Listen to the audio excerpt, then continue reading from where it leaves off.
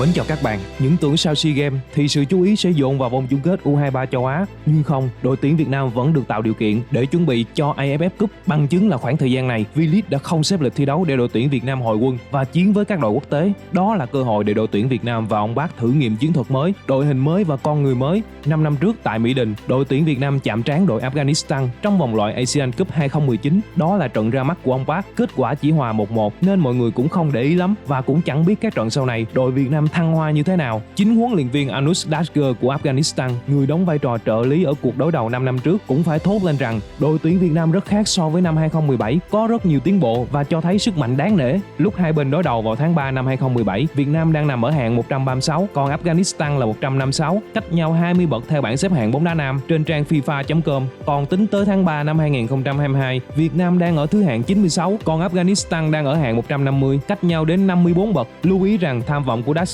là đưa đội Afghanistan lên tầm cao mới, nên luôn tìm những đối thủ xếp trên nhiều bậc để cọ sát, học hỏi. Chắc đến đây ai cũng nghĩ rằng Việt Nam mình đang nằm chiếu trên, sẽ dễ dàng thắng được Afghanistan, nhưng rõ ràng ông Park và đội không đến sân Thống Nhất để cọ sát. Có quá nhiều điều gửi gắm ở trận giao hữu với Afghanistan. Đội tuyển Việt Nam không những hướng đến chiến thắng mà còn cung cấp cho khán giả một màn trình diễn tốt. Trong lần trở lại thành phố Hồ Chí Minh sau nhiều năm, họ cũng phải hoàn thành mục tiêu kép ấy với những nhân tố cùng chiến thuật mới cần được thử nghiệm.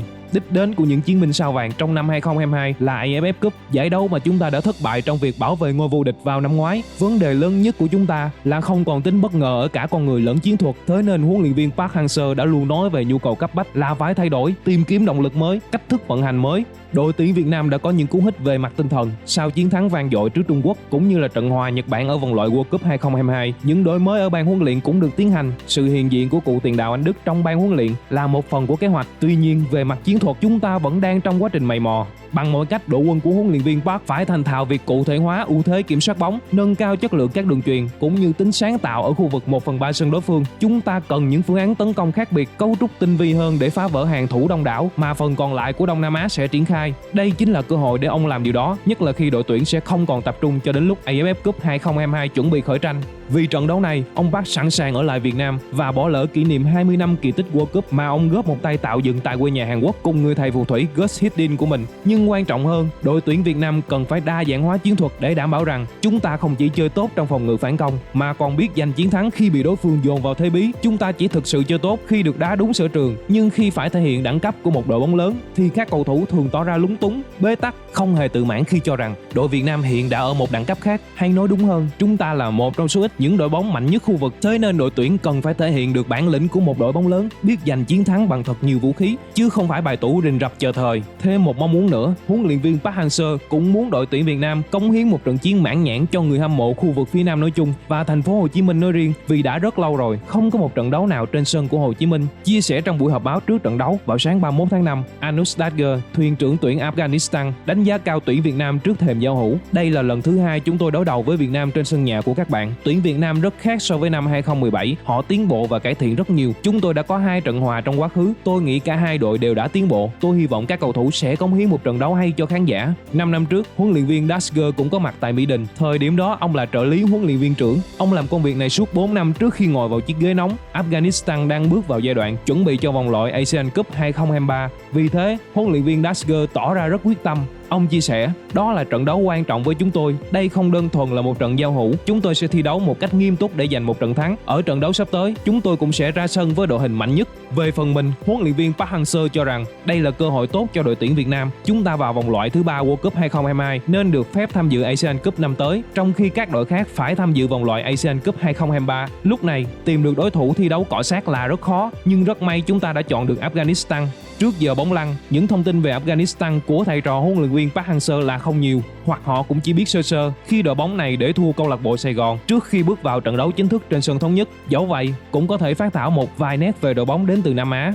Ông Anush Dasgir năm nay mới chỉ 32 tuổi. Năm 2015, hậu vệ này đã bắt đầu làm trợ lý cho Afghanistan, cho đến năm 2018 được bổ nhiệm làm huấn luyện viên trưởng khi Otto Pfister không được gia hạn hợp đồng. Afghanistan với 25 cầu thủ đang trong quá trình chuẩn bị cho vòng loại thứ 3 ASEAN Cup 2023, chung bảng với Ấn Độ, Hồng Kông và Campuchia. Afghanistan gần như đóng quân ở nước ngoài và liên tục có những trận giao hữu thử nghiệm. Hầu hết các cầu thủ của Afghanistan đang chơi bóng tại Đức, Mỹ, Hà Lan, Tây Á, Campuchia, nhưng Anush Dasgir không thể triệu tập những cầu thủ giỏi nhất vì họ họ không muốn về chơi cho đội tuyển quốc gia.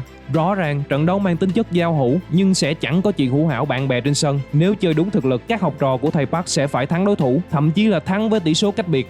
Dưới đây là đội hình dự kiến Việt Nam và Afghanistan. Nhìn vào danh sách triệu tập lần này, bất kỳ ai cũng có thể mường tượng ra bộ khung quen thuộc. Đội hình mạnh nhất theo sơ đồ 352, Đặng Văn Lâm có thể được chọn bắt chính ở trong khung gỗ. Bộ ba trung vệ gồm Di Mạnh lệch phải, ở giữa có Đình Trọng và Quế Hải chơi trung vệ lệch trái. Văn Thanh phải và Hồng Di trái sẽ là đội cánh của thầy Park. Ở giữa sân là sự hợp tác của Hoàng Đức, Hùng Dũng và Quang Hải. Trên hàng công sẽ không có gì ngạc nhiên nếu Tiến Linh đá cặp cùng Văn Toàn. Vào thời điểm hiện tại, đây được xem là bộ khung tốt nhất của đội tuyển Việt Nam và nó đạt được sự cân bằng trong tấn công lẫn phòng ngự. Tất nhiên, lối chơi còn phụ thuộc vào đối thủ. Sau những phút ông Park cho các học trò thăm dò, phân tích điểm yếu, điểm mạnh. Nếu có kết quả tốt ở hiệp 1, không loại trừ khả năng đội tuyển Việt Nam sẽ có những thử nghiệm về chiến thuật và con người ở hiệp đấu sau. Nhưng đừng ngạc nhiên nếu Smith Ariano, Trần Đình Khương, Châu Ngọc Quang hay là Trương Văn Thái Quyết được trình làng nhằm phục vụ ý tưởng mới, và sẽ là một cú sốc nếu đội tuyển Việt Nam chơi với hệ thống chiến thuật khác lạ. Ví dụ chuyển sang sơ đồ 4 hậu vệ, đồng thời triển khai nhiều hơn những đường chuyền ngắn, phối hợp nhỏ ở trung lộ. Huấn luyện viên Park Hang-seo gần như chỉ cho các đội tuyển sử dụng sơ đồ 352 hay là 532 trước một đối thủ được đánh giá là yếu hơn. Mọi thứ có thể thay đổi, chẳng hạn đội tuyển Việt Nam sẽ chơi với 2 hậu vệ thay vì 3 như hiện nay.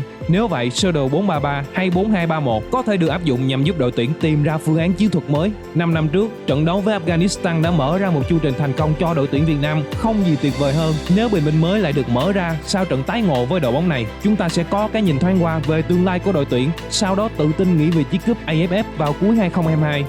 Cảm ơn các bạn đã xem video. Nếu các bạn cảm thấy hay và hữu ích thì đừng ngần ngại đăng ký kênh một video, like và chia sẻ một video. Chỉ một video mà thôi các bạn nhé.